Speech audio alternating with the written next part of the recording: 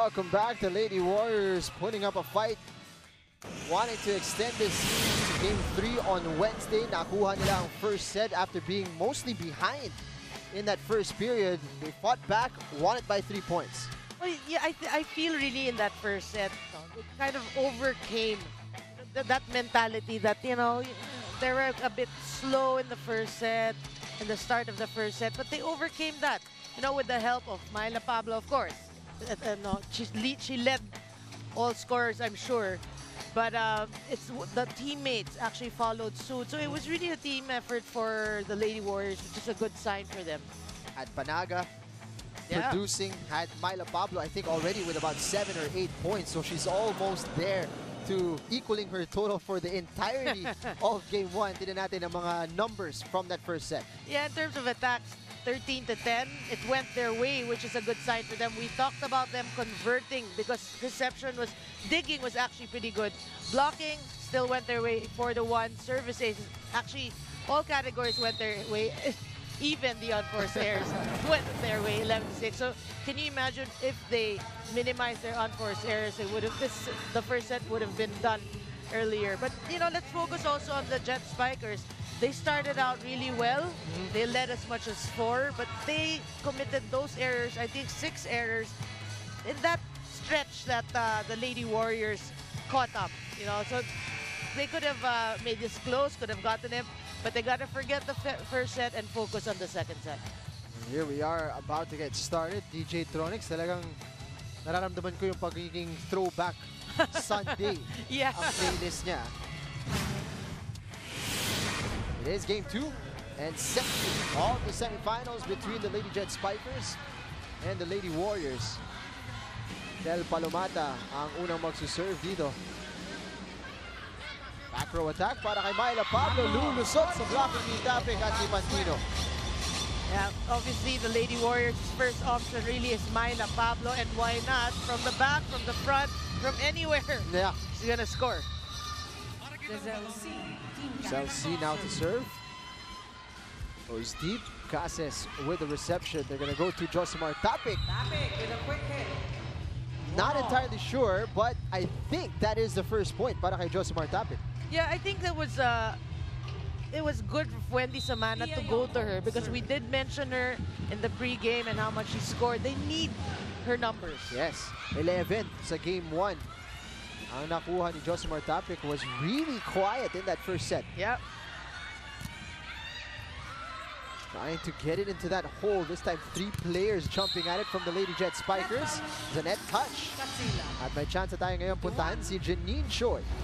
Jing at Narina, biguman sila sa set 1. Babawi ang Lady Jet Spikers dahil para kay Josimar Tapik, ang PVL Open Conference na ito ay ang pagbabalik ng Philippine Airforce. Noong nakaraang taon ay hindi sila nakapasok sa Final Four, kaya naman talagang blessing daw ang conference na ito para sa kanila. Marami silang kinailangan pagdaanan at lahat yun ay buong-buo nila tinanggap. At yun, finally, kompleto na ang lineup nila dahil nag-graduate na ang ibang miyembro nila sa basic military training nila ay mas solid na daw sila. Ayon pa kay Josimar, nang pumasok sila sa semifinals, doble rin ang pagkayod nila. Training sa umaga at training muli sa hapon. Walang salitang relax sa kanila dahil kahit may laro, ngayon ay nag-conditioning pa rin sila kaninang umaga. Sapagkat alam nilang hindi magiging madali ang daan patungo sa kampyonato. Balik sa inyo, Jing at Narina. Thank you so much, Janine Choi. And you see it. Kung i-measure natin ang hard work between these two teams, hindi talaga makukulang ang Lady Jet Spikers. They are taking this opportunity very seriously. Yeah, you know, all these players, that's what you love about them. The dedication they give to the sport, to their other teams, really. If they can train twice a day, everybody would, you know, because of sheer passion. And you really got a feel for these players. Marian Pantino, 4 na puntos mula sa atake. Her service causing trouble here for the Lady Warriors. Hindi na angat doon ni Nepomuceno yung palo niya. And early on here, 3-point lead for the Lady Jet Spikers. Very sloppy play there. Very uncharacteristic for the Lady Warriors.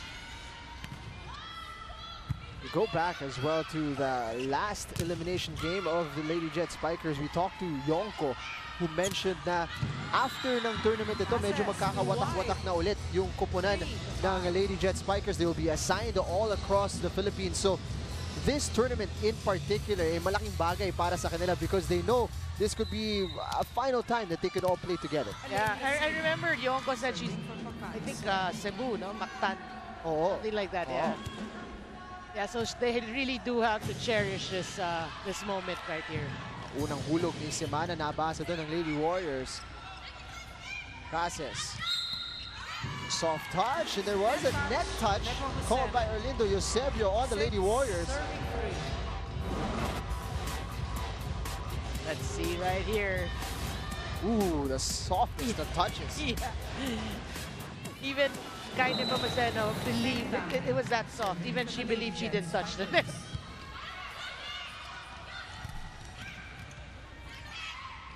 Semana to Cases. Boy, does she get up there. That was a stationary jump from Joy Cases. Yeah, but the way she elevates, really. Look at that. Ooh. Solid hit.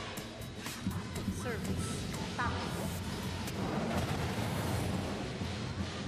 Oh, what a serve, but a great reception there. Sobrang tulis ng serve na yun. Somehow still clear the net. And Yonko napakamot na lang.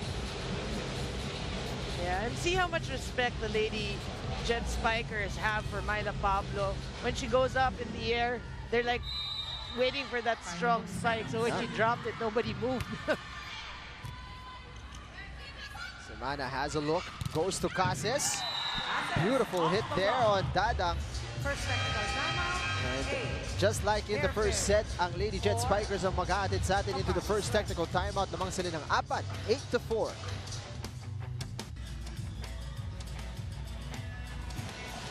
Plenty to cheer about early on here in set 2 para sa Lady Jet Spikers. Up by 4, 8-4. And this Good Vibes Freeze moment brought to you by Creamline. Magpa-Good Vibes, mag-Creamline.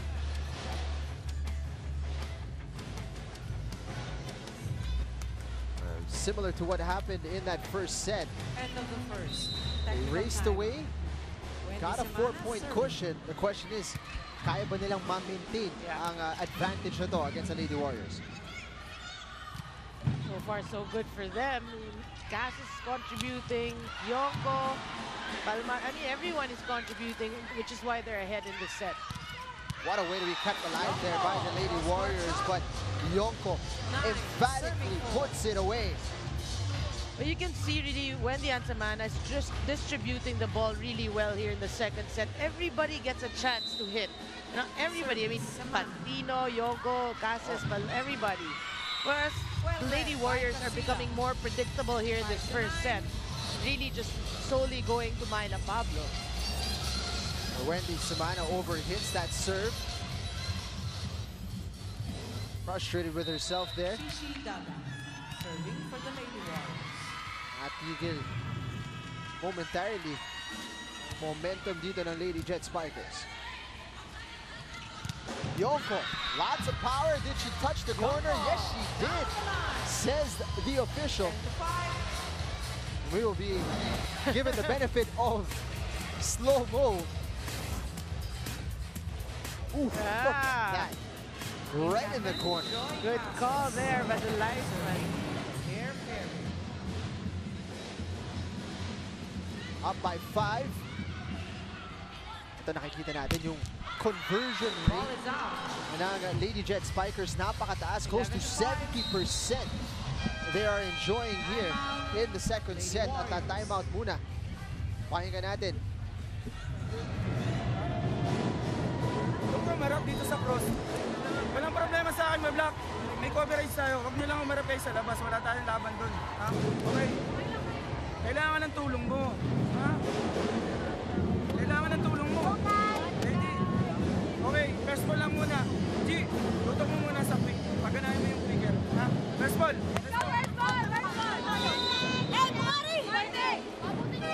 Rico de Guzman pointing at Kaine Pomoseno, kailangan namin yung tulong mo. Not sure if he means on defense or on offense there, Nuri. Yeah, I'm sure actually in both, but they're missing her more on offense, obviously. Saying hello to Carl Saro, go Palomata, paluin ang mata ng Bagyong Pablo. That's pretty funny, Carl. Christian Maldonado. Kapit, Airforce, Kapit.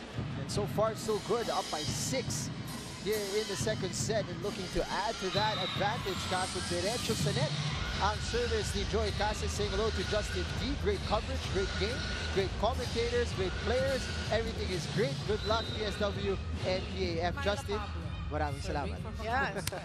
Great comments there. Yeah, I know. So thank you. We appreciate it. Thank you very much. Glad you're enjoying. 12 to 6. 12 to 6, restoring that 6-point advantage.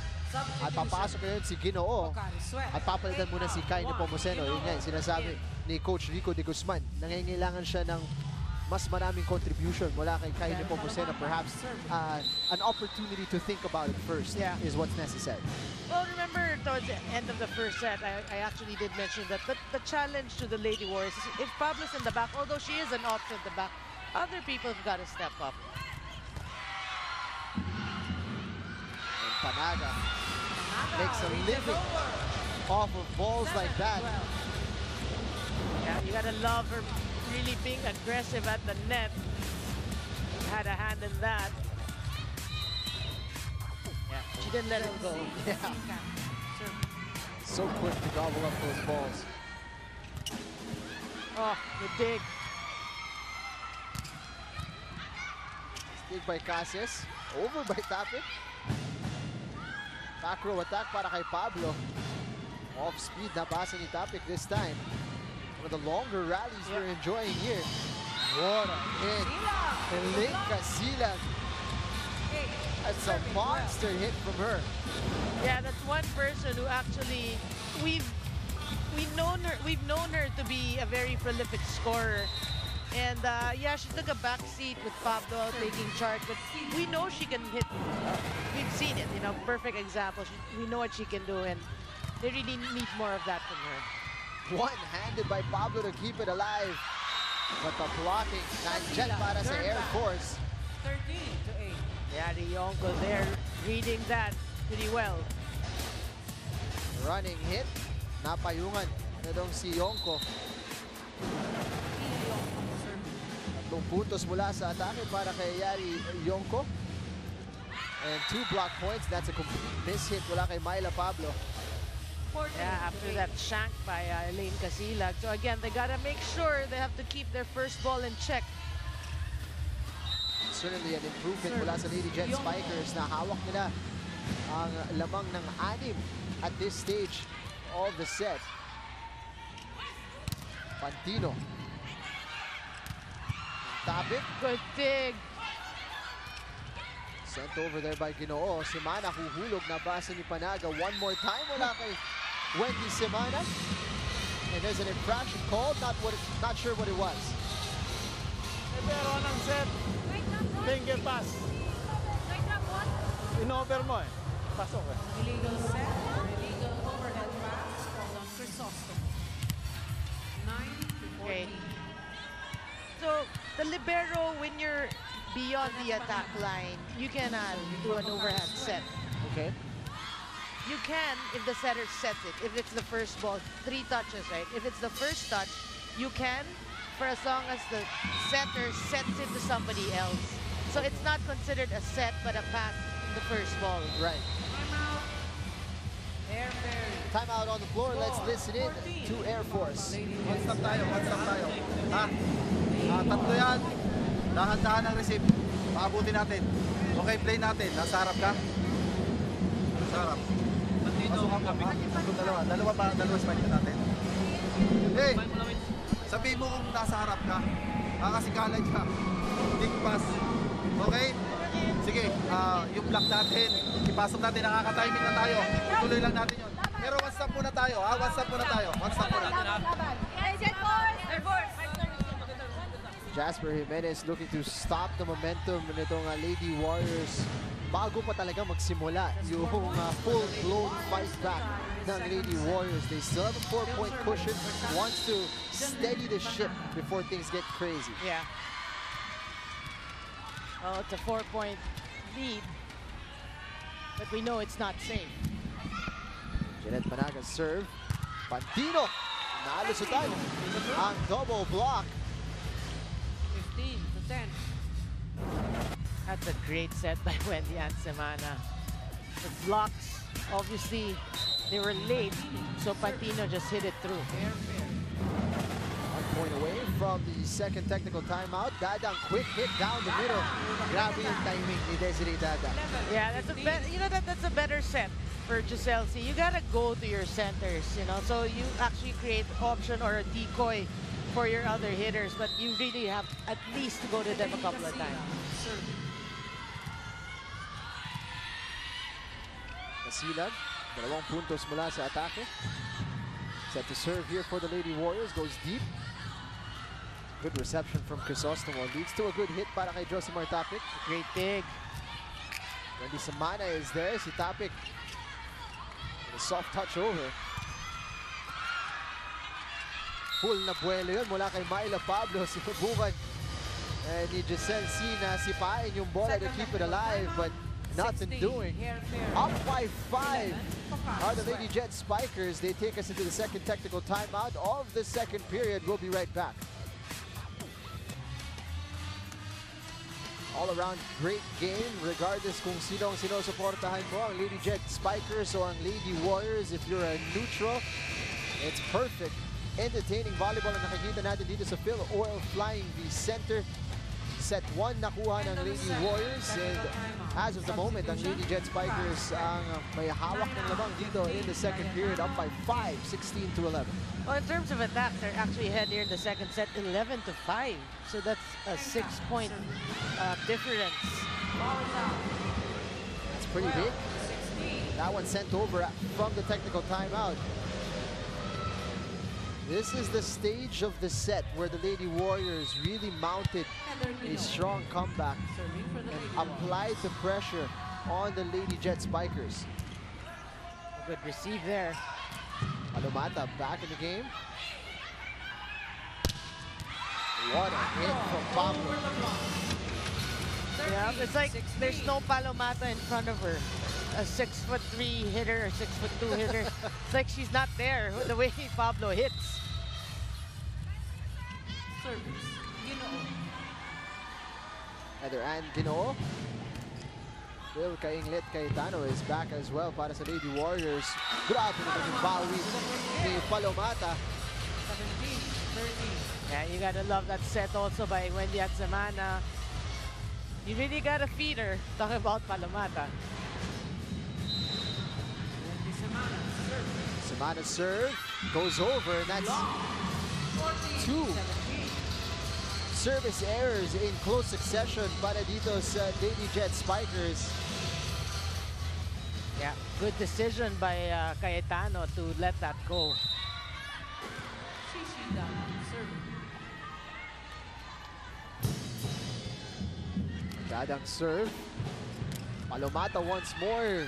Cayetano with a dig. And the block is there for Del Palomata, making her presence felt here. Yeah, 18. she's gonna get her numbers though. I'm actually surprised. You and I were looking at the stat of the previous game. Yep.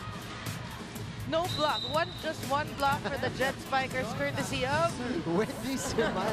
Wendy Semana. We're not kidding. Those are the stats of the last game. Grabe, sunod-sunod na itong mga service errors. Joy Casas sends it over as well. And they gotta hope that those service errors don't come back to haunt them. Jasper Jimenez off his seat, pointing at his head, telling his players that you have to keep a cool head now, more than ever. What a set. What a set. Exactly that. 15. Substitution. Airforce. Camila Labanto. 14. Abang. Papasok dito. Was brought in the first set for serving duties. Palomata will take a short break. Oh, ouch. They're playing so well, but parang talaga tinutulungan nila yung Lady Warriors to stay in this match. How many service errors right there? 3 straight service errors, I think. Unbelievable. Yeah. Despite converting well, itong Lady Jet Spikers, ang hawak ko ng kalamangan ay 3 lamang. Yonko. Going, got it up, but asking too much of her teammates there as that one heads into the stands. Good effort though. But Yonko delivering when needed once again. Yep. First across the 20-point mark is Philippine Airforce. This time, no service error mula kay Iya Yonko. Antino. Ginoo with the dig. On the back row, Myla Pablo. Hulog ni Semana. Basa dun ni Jeanette Panaga. Pantino. Oh, good dig. Yonko gets it up. And against the block. Pinalo dun. Great hit mula kay Josimar Tapia. But you gotta appreciate really the Wendy and Semana and Panaga, you know, that matchup by the net. Let's listen in. Huwag yung magmadaling, yung pwesto natin, minamadali nyo yun. Yung gusto nyo patay agad. Pagdalo nyo, hanap kayo ng pwesto ng kung saan kayo malakas. Huwag nyo agad birahin. Wala na kahit wala kayo sa pwesto. Bira kayo ng bira sa bola. Puntak muna tayo. Basta pagtaas ang bola, tanong kayo ng maayos. Saka nyo, lagyan ng bigat yung palo nyo. Ha? Sige na, lock muna tayo. Lock. Rico de Guzman giving room for some mid-air adjustments. Ang sinasabi niya sa mga players, don't want them to decide right away and rush the hit, so to speak. Yeah. The second set. 6 points para kay Yari Yonko. 4 mula sa atake. 2 from blocks. She gets a good dig there. Pantino. Thank you very much. Sabi ni Josimar Tapia. You know, Josimar Tapia has really good timing. These over balls, when she's there, it's, I think, 95, 96, that high of percentage. She'll get the point. You can see why on that replay. Perfect technique from Josimar Tapia. Back set para kay Casilag. Ulog ni Semana. And finally, nakapuntos din. 2 touches. Wendy Semana. They're usually so slick and sly with those types of hits. That's what I was saying, that Semana Panaga matchup. But this time, she gave it to Nepomuceno and she gets the point. When she was giving it to Panaga, Panaga was just hitting it over. Si Nepomuceno parang, oy guys, kala ko ba kayo lang? Ba't ako sinasali? Oo nga eh. And a set point now for the Lady Jet Spikers. After that block from Josimar Tapia, she's on a roll. Yeah. To see the way she positioned, she read that play really well. Deep hit, and that's out. And just like that, Lady Jet Spikers racing away with the second set. Nabawi agad. Yung pagkahulog nila nung opening period, tied at 1 set apiece, and they did it in style and with authority, picking it up 25-16. Magbabalik with statistics, highlights, and set 3 action. Don't go anywhere. Stay right here on SNA.